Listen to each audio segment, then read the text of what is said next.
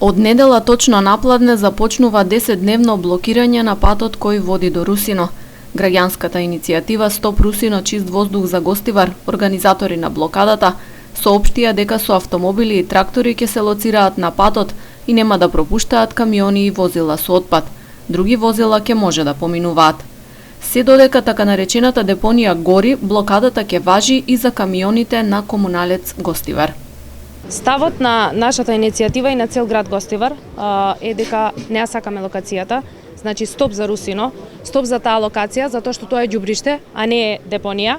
Бараме нова локација за нова депонија по сите европски стандарди, значи тоа не е наша работа, каде ќе биде, но таа депонија е преполна, тоа ѓубриште, извинете, тоа ѓубриште е преполно и јасно и гласно кажуваме дека стоп, нема веќе, значи тамо нема фрлање, Гостивар и сите други градови готово.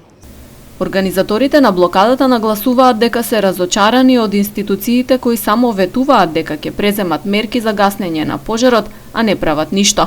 Како своји барања ги истакнуваат да се запре горењето на Русино, да се стават камери и обезбедување за да се спречат или идентификуваат подметнувачи на пожари и општината да поднесе итно барање до надлежните за санација и затворање на ѓубриштето Русино и одредување нова локација и изградба на регионална депонија согласно ЕУ стандардите.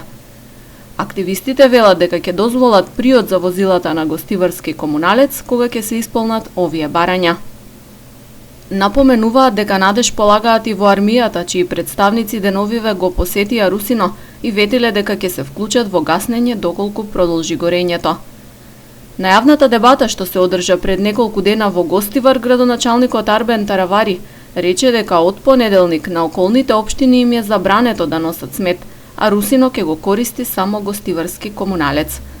Каква ќе биде разврската и текот на настаните со блокирањето, останува да се види.